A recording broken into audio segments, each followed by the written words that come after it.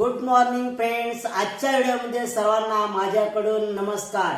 हा व्हिडिओ करण्याचा मुख्य उद्देश म्हणजे उत्तर प्रदेशामधील जौनपूर जिल्ह्यातील माधवपट्टी या गावाचा इतिहास सांगणार आहे. या गावचा इतिहास ऐकला तर अंगाला काटे आल्याशिवाय राहणार नाही, कारण या गावचा इतिहास एक रोमांचक आहे. कारण या गावचा अख्खा भारतामध्ये धुमकाळ टाकलेला आहे, अख्खा भारतामध्ये. कारण त्या गावचा इतिहास सांगणं म्हणजे सोपी गोष्ट नाही, कारण त्या गावात असं एक क्रांती घडून आलेलं आहे.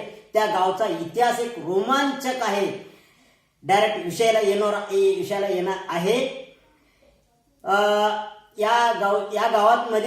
या गावात 75 घरे आहेत आणि त्या गावातील 47 IAS, IPS, PCS अशा अनेक अधिकारी होऊन गेलेले आहे. काही लोकांनी म्हणतात या गावातच देवाने एवढ्या मोठमोठ्या अधिकाऱ्यांची होण्यासाठी आशीर्वाद दिले म्हणून सांगतात. तसा नाही मंडळींनो, कारण त्या गावात मित्रांचा नाता जोडलेला आहे, बंधूंचा नाता जोडलेला आहे, विद्याची आपला संपर्क साधलेला आहे. विद्याशी म्हणजे अभ्यासाशी आपलं नाते जोडलेले आहे. आता त्या गावचा इतिहास सांगणार आहे, ऐका. 1914 मध्ये ब्रिटिश स्वातंत्र्यपूर्व त्या ब्रिटिशच्या अधिकार असताना त्या गावातील एका व्यक्तीने मुस्तफा हुसेन PCS अधिकारी म्हणून काम केले आणि त्यांनी या कार्यरत काम करत होते 1914 मध्ये. त्यानंतर 1954 तब्बल 38 वर्षानंतर 1952 मध्ये इंदू प्रकाश सिंह हे IAS अधिकारी म्हणून कार्यरत काम करत होते. तेव्हापासून आतापर्यंत 47 अधिकारी होऊन गेले. ते छोटे अधिकारी नाहीत, ते मोठमोठ्या पदावर जिल्हास्तरीय, जिल्हा कलेक्टर या पदासारखे काम करणारे व्यक्ती कार्यरत सध्या आहेत. बघा त्या गावचा इतिहास कसा आहे. त्या गावचा इतिहास ऐकला तर मनाला रोमांचक वाटलं. म्हणून त्यांच्या संबंधी मी 5 उदाहरणं म्हणून सांगणार आहे. कसं ज्ञानाच्या सोबत आपलं नातं जोडलं तर कसं होतो.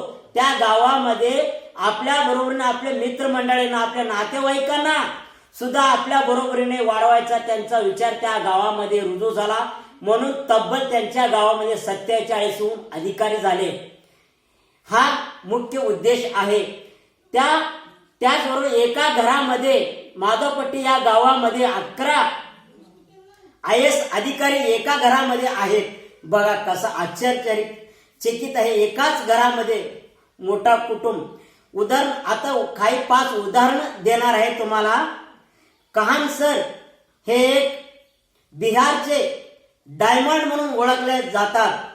ते 10वी पर्यंत आपल्या गावामध्ये शिकले. ते BEd BSc करून त्यांना हेमंत म्हणणारा एक मित्र भेटला, म्हणून आता ते अख्खा बिहारमध्ये एक डायमंड म्हणून ओळखला जातो त्यांना. कारण की त्यांच्या हाताखाली 10,000हून अधिक विद्यार्थी ते आता गव्हर्नमेंट जॉबवर आहेत. कारण त्या विद्यार्थी त्या सरांशी त्या सरांशी नातं जोडलं आणि सरांनी त्या विद्यासोबत नातं जोडलं, मित्र बनलं, म्हणून तेवढा मोठा क्रांती घडवून आणलं.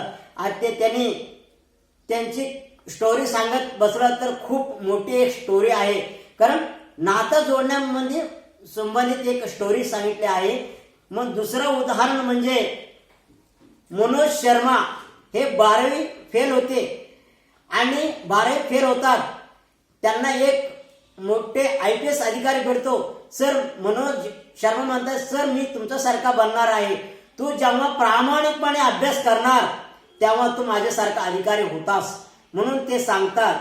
तेव्हा तेव्हा प्रामाणिकपणे अभ्यास करायला सुरुवात केले मनोज शर्मानी. त्यांनी डिग्रीपर्यंत आपले एज्युकेशन कंप्लीट केले. त्यानंतर ते दिल्लीला गेले. त्यांना प्रीतम पांडे आणि श्रद्धा म्हणणारी एक मैत्रिणी भेटलीमुळे त्यांनी एक आता IPS म्हणून कार्यरत आहेत. बघा किती नातं कसं, मित्र आपल्या सोबत आपले मित्रही उंचावर यावं या उद्देशाने ते काम केले आहे.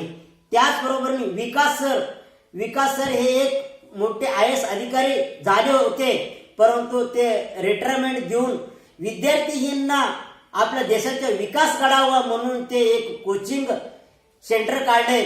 आता 25 वर्षहून अधिक आता ते IAS अधिकाऱ्यांची कोचिंग देतात. कारण त्यांच्या हाताखाली हजारोहून अधिक IAS अधिकारी झाले आहेत. बघा कसा संपर्क आहे. विद्यार्थी सरांची संपर्क साधले, सरांची नातं जोडलं, सरांनी विद्याशी संपर्क साधला किंवा मित्रत्व म्हणून काम केलं.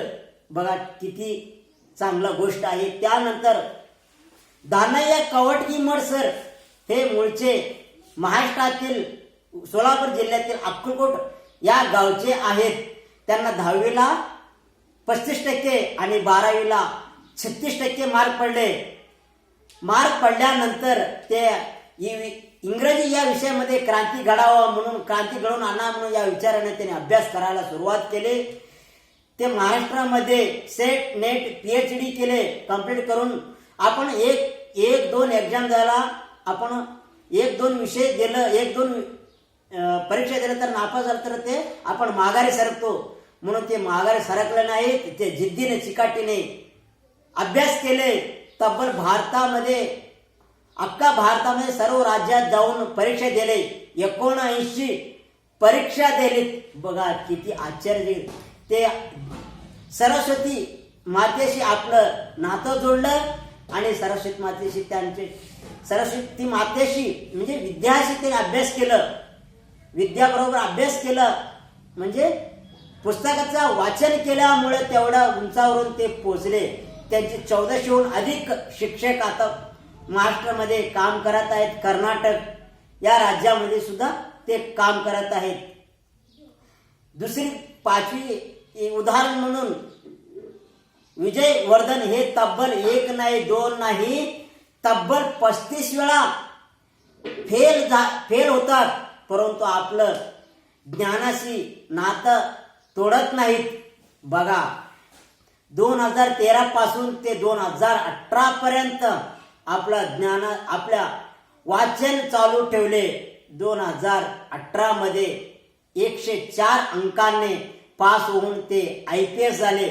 बघा म्हणून सांगतो मित्रांनो, आपलं संबंध पुस्तकाशी ठेवा आणि एक दिवशी तुम्ही विजयी होणार मित्रमंडळांनो. त्याचबरोबर हे व्हिडिओ तुमचे मित्राला सुद्धा शेअर करा आणि त्यांच्यामध्ये या व्हिडिओ पाहून त्यांच्या मनामध्ये सुद्धा क्रांती होईल. म्हणजे परत एकदा अभ्यास करायला सुरुवात होईल आणि परत ते अभ्यास करायला सुरुवात करतील आणि एक पदावर ते कामाला एक अभ्यास करून ते एक पदावर राहतील. तेव्हा तुमचं आठवण करतील.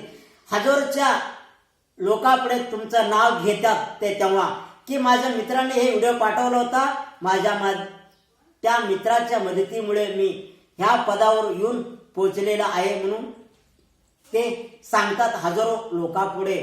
तसेच मनोज शर्माने सुद्धा अक्का त्यांच्या गावामध्ये एक कार्यक्रम ठेवले होते. त्यावेळी ते सांगतात प्रीतम पांडे आणि श्रद्धा या मैत्रिणीमुळे मी आता या पदापर्यंत पोहोचलेला आहे म्हणून ते ठामपणे सांगतात.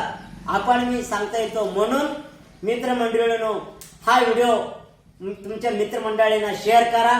हा व्हिडिओ पाहत असताना आपल्या चॅनलला लाईक आणि शेअर सबस्क्राईब करा. धन्यवाद.